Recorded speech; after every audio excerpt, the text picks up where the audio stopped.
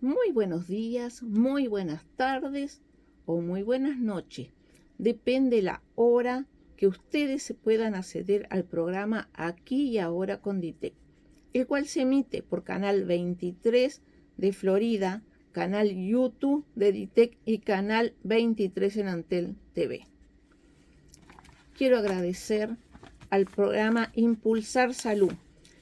Como el público se renueva, les cuento que el programa Aquí y Ahora con DITEC es gracias al proyecto que presentamos a la convocatoria de organizaciones de pacientes y actores de la sociedad civil de Uruguay y Bolivia. Nos han ayudado para cumplir nuestro sueño. El objetivo de Impulsar Salud es apoyar y potenciar esas iniciativas que buscan mejorar la salud y la calidad de vida de las personas y que redundan en un fortalecimiento del sistema de salud. Nobleza obliga. Por lo tanto, quiero agradecer a mi querido amigo Mario Puruncajas de Ecuador, quien me ha ayudado a hacer los subtítulos, la edición y la grabación. Gracias, mi querido amigo. Y a mi querida amiga Alejandra Pérez, de Canal 23 de Florida, que siempre está tratando de darnos una mano. Y por eso este año estamos culminando el segundo ciclo. Y saludar a toda la hermosa ciudad de Florida. Gracias. Este programa es distinto, cuya finalidad es promover la información que está pasando en nuestro país, en América Latina y el resto del mundo, respecto a las temáticas que abordamos en ella, que son discapacidad, personas mayores, enfermedades poco frecuentes, en oncología, cánceres raros, y todo bajo el paraguas de los derechos humanos. Nuestro motivo principal es promover la educación, la accesibilidad y la sensibilización. Este programa quiere aportar humildemente nuestro granito a construir una sociedad más inclusiva, justa y solidaria. Este es un programa autónomo e independiente. Tengo la inmensa alegría hoy de presentar en el programa Aquí y Ahora con DITEC al doctor Carlos Ríos Espinosa. Él es maestro en sistemas penales comparados por la Universidad de Barcelona, especialista en Derecho Constitucional y Derechos Fundamentales por la Universidad de Pisa y licenciado en Derecho por la Universidad Iberoamericana. Fue consejero de la Comisión de Derechos Humanos del Distrito Federal, México, y miembro del Comité de Expertos de la Convención sobre los Derechos de las Personas con Discapacidad de la Organización de las Naciones Unidas 2011 a 2014. También ha sido profesor titular de asignaturas de diversas universidades, entre ellas la Universidad Iberoamericana, el Instituto Tecnológico Autónomo de México, la Escuela Libre de Derecho y el Centro de Investigación y Docencia Económica. Ha publicado diversos artículos y libros. La materia justicia penal sería uno, la seguridad pública y derechos humanos de las personas con discapacidad. Carlos Ríos Espinosa es director asociado de la División de los Derechos de las Personas con Discapacidad de la Organización Internacional de los Derechos Humanos, en donde cubre estos temas: el de acceso a la justicia, la capacidad jurídica y derecho a la vida independiente para las personas con discapacidad. Sea usted muy bienvenido y muchas gracias por aceptar esta entrevista, la cual pensamos hacer con la compañera Raquel González, a quien mandamos un fuerte abrazo, pero por motivos de agenda no pudo estar en este momento. Ya combinaremos otras circunstancias. Estuvo en Uruguay en el correr de este año. ¿Quiere contarnos? Pues muchas gracias, Marta. Agradezco mucho la invitación para participar en este programa, para hablar de los derechos de las personas con discapacidad, el derecho a la vida independiente y el acceso a la justicia. En efecto, estuve con mis colegas uruguayos y uruguayas el pasado mes de agosto haciendo una investigación sobre el tema de cómo funciona el Sistema Nacional Integrado de Cuidados del Uruguay, ¿no? Que como saben está en vigor desde el año 2015 en virtud de la ley específica que crea en el Uruguay este sistema. Es bien interesante y el interés de asistir a Uruguay para ver cómo funciona el modelo de cuidados y asistencia personal que tiene Uruguay, tiene que ver con justo el interés de que en otros países de América Latina y en general en el resto del mundo, pues se está construyendo una agenda muy importante en el tema de cuidados y asistencia personal para personas con discapacidad. Y es así que, pues, queremos ver cómo el resto de América Latina se puede nutrir y cómo puede aprender de la experiencia uruguaya, ¿no? Para saber qué aspectos se deben conservar, cuáles serían mejorables y justo cómo está operando en general el sistema. Tuve la oportunidad de conversar con muchas personas que están ya beneficiándose de este modelo y de otras que no lo están, ¿no? Como es, por supuesto, una enorme cantidad de personas, porque como saben, el sistema de cuidados y de asistencia personal en el Uruguay, pues está justamente restringido a personas que están entre los 0 y los 29 años y después hasta los 80 años. Entonces, una franja importante de personas, pues no está cubierta por el modelo de asistencia personal, aquellos que están o que están de edades de 30 a 79 años de edad, ¿no? Entonces, bueno, tuve la oportunidad de ver, pues, cuál era la condición de vida de unas y otras personas y de cómo estaba funcionando el modelo. Es muy interesante, países como Brasil están justamente iniciando también un proceso de consultas para elaborar su propio sistema nacional de cuidados. Colombia, Perú, México, Argentina. Es un movimiento bien importante que está siendo liderado por grupos, organizaciones de mujeres, de grupos feministas, ¿no? Que están justamente tratando de hacer luz en el tema de, pues, la falta de reconocimiento que hay al trabajo de cuidados y apoyos, ¿no? Hacia distintas poblaciones, niñas, niños y adolescentes, mujeres, hombres con discapacidad, mujeres, hombres y mujeres con discapacidad, personas con discapacidad y personas mayores. Y entonces, pues es justo, creo que bien importante destacar la necesidad de que este trabajo sea reconocido, ¿no? Muy puntualmente vemos que un altísimo porcentaje de personas que se dedican a los cuidados y a los apoyos son generalmente mujeres y están pues trabajando en sistemas no reconocidos con muy poca reconocimiento y muy poca retribución, ¿no? Al trabajo que realizan. Entonces no podemos sino celebrar que justo se destaque esa situación y que es necesario que haya justo este movimiento para la redistribución de los trabajos de cuidado, para la representación también de las personas que se dedican al cuidado y también para la reducción, ¿no? De, por supuesto, las cargas de trabajo que implica el tener a su cargo responsabilidades de cuidado y apoyo. Sin embargo, creemos que es bien importante también tener en cuenta el otro espectro del movimiento, que es quienes están recibiendo el apoyo, están recibiendo el cuidado, ¿no? Como saben ustedes, el movimiento de personas con discapacidad, pues justamente uno de los lemas principales de este movimiento es nada de nosotras y nosotros, sin nosotras y nosotros. Y eso ha significado, o sea, retraducido también en un lema que es mucho más conciso, que es nada sin nosotras y nosotros, ¿no? Porque cualquier cosa que aparentemente no esté vinculada con los derechos de las personas con discapacidad, pues cuando se empieza a visualizar más de cerca, se ve que sí tiene una estrecha vinculación con los derechos de esta población.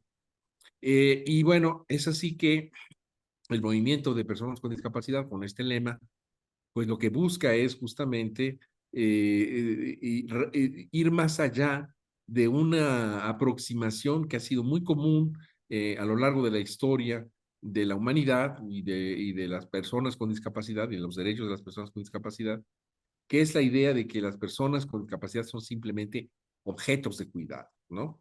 Entonces, de lo que se trata es justamente de superar un modelo más rehabilitador de carácter médico, ¿no?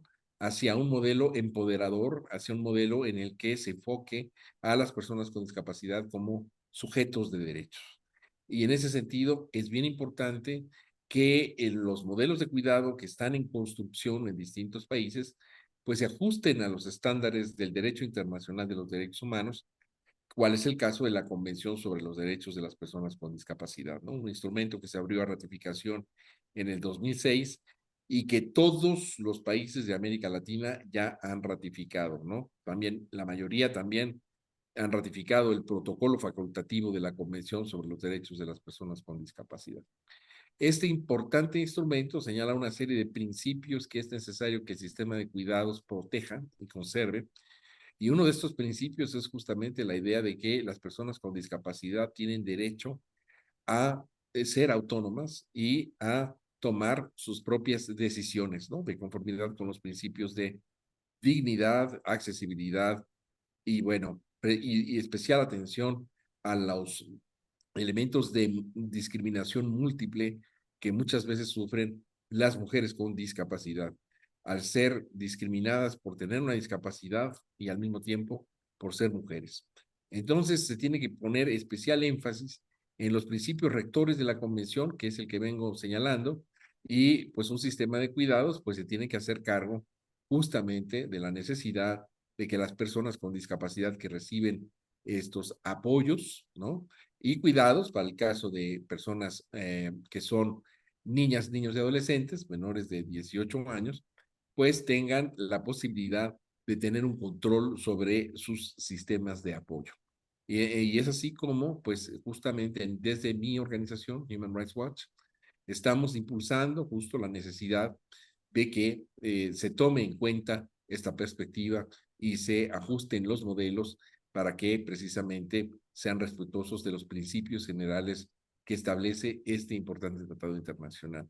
De ahí mi interés en conocer cómo está funcionando en el Uruguay, cómo se está involucrando a las organizaciones de personas con discapacidad en la conformación y monitoreo del sistema y qué es lo que se tiene que corregir en el Uruguay para efecto de hacerlo perfectamente armonizado con la convención.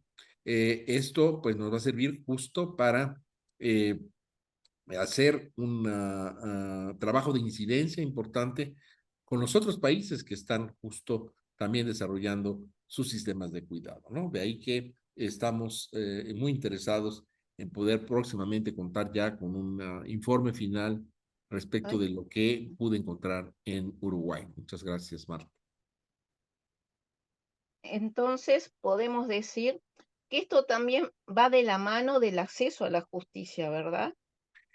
Bueno, ciertamente, ¿no? Uno de los derechos básicos de las personas con discapacidad, pues es tener acceso a la justicia, ¿no? Justamente, y uno de los principios básicos de la convención es que, pues tiene que haber en todos los sectores de la política pública, pues un enfoque de discapacidad. Y esto, pues, está justamente vinculado también con el acceso a la justicia, ¿no? Es clave para poder entender bien cómo se tienen que conformar los distintos modelos y los distintos sistemas, ¿no? Eh, estamos justo planteando la necesidad de que existan reformas, ¿no? Para garantizar que las personas con discapacidad tengan un acceso efectivo a la justicia. Y también estaríamos de la mano de la capacidad jurídica. Bueno, sí, este es un elemento clave, ¿no? Como saben, la convención, pues, es un hito por lo que hace al reconocimiento de la personalidad y a la capacidad jurídica de las personas, ¿no? Justamente distintos países de la región latinoamericana se están moviendo hacia el reconocimiento pleno de la capacidad jurídica de todas las personas, con independencia de si tienen discapacidad o no, o si son personas mayores, ¿no? En nuestros países ha sido muy usual en una historia milenaria de exclusión, ¿no? Que ciertas personas que se consideran son incapaces de obrar, incapaces de tener elementos cognitivos para decidir, pues justo sean sujetas a distintos mecanismos de restricción de su capacidad jurídica mediante los llamados sistemas de interdicción o los sistemas de tutela, ¿no? Es muy importante que exista un reconocimiento pleno de la capacidad jurídica, porque justamente la capacidad jurídica es un concepto umbral, es un derecho umbral que resulta instrumental para poder acceder al resto de los derechos civiles y políticos. Muchos países de la región todavía limitan a la capacidad jurídica de las personas con discapacidad por razón de estatus, es decir, por el hecho de tener una discapacidad. Y esto obviamente impacta directamente en una multiplicidad de derechos. Por ejemplo, el derecho a tener bienes, el derecho al acceso a la justicia, a poder acceder de manera autónoma ante los tribunales del país para efecto de solicitar justicia. También afecta la posibilidad de las personas con discapacidad para poseer bienes, para entrar en interacciones legales con terceras personas. Y bueno, pues justamente lo que hace la convención es transitar de un modelo de sustitución de la voluntad, que es justamente lo que está o prevalece en muchas regiones del mundo, en distintos ámbitos, en el ámbito civil, en el ámbito de salud, en el ámbito financiero, hacia un modelo de toma de decisiones con apoyo, ¿no? Con reconocimiento de que el concepto de autonomía es un concepto intersubjetivo, es un concepto que justamente nuestras identidades se forman en interacción con otras personas y las decisiones más relevantes que tomamos en nuestras vidas pues tienen que ver justo con la posibilidad de recibir apoyos diversos, informales o de carácter formal para tomar decisiones. Y eso es lo mismo con las capacidades, las personas con discapacidad, ¿no? La convención lo que hace es plantear la necesaria distinción que tiene que haber entre capacidad jurídica y la capacidad mental de una persona, ¿no? Porque siempre se ha barajado la idea de que la capacidad jurídica tiene que depender o se desprende de la capacidad mental de una persona, pero bueno, nosotros sabemos que a nadie se le dan, o se le hacen evaluaciones para determinar si es jurídicamente capaz o no, salvo a las personas con discapacidad, como a las distintas discapacidades, ¿no?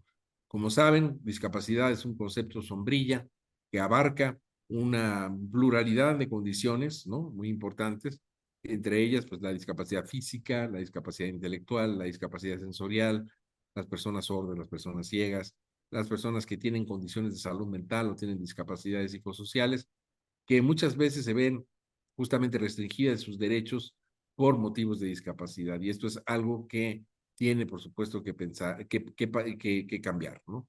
Entonces se está transitando de un modelo de sustitución de la voluntad hacia un modelo de toma de decisiones con apoyo cuando la persona con discapacidad así lo solicita y sin que se pueda imponer un modelo de apoyos específico.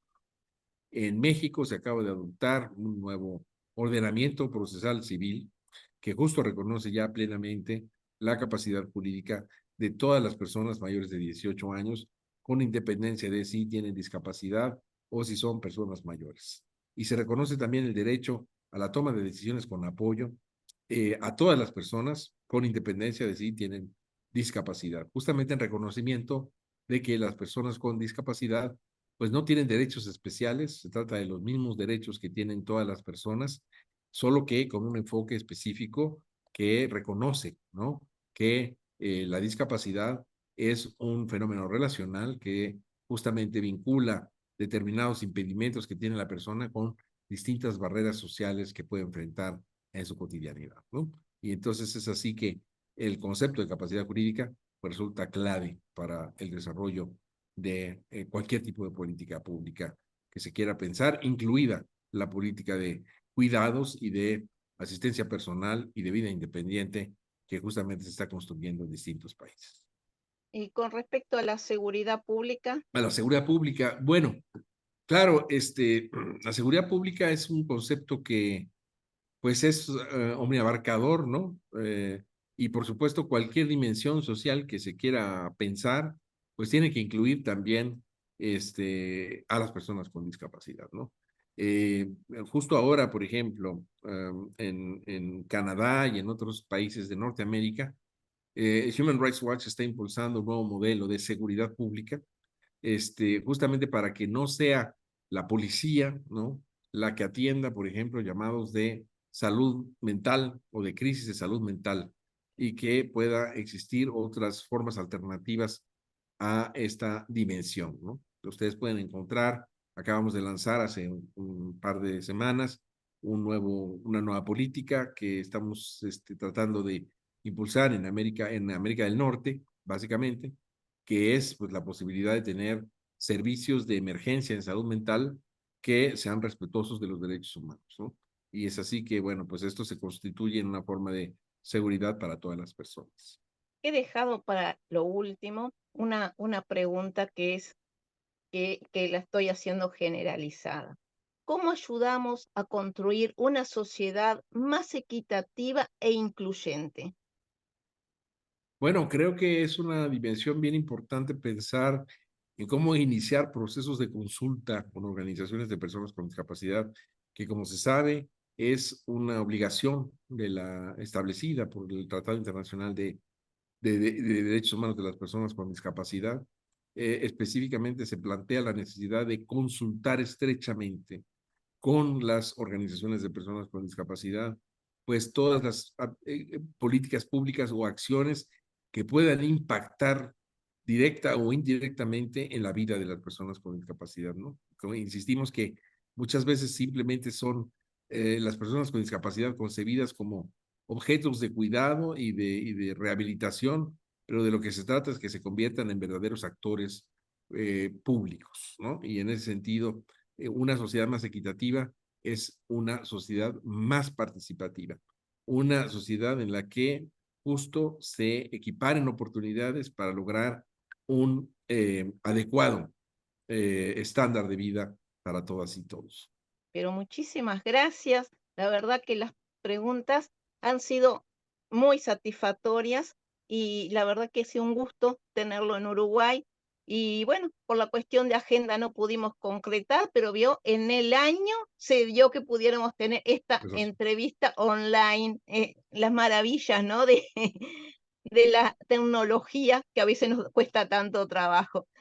La claro que verdad sí. que muchísimas gracias por haber aceptado estar en nuestro programa. Muchas gracias, Marta. Es un placer y estamos entonces en contacto. Un abrazo. Un abrazo. Gracias.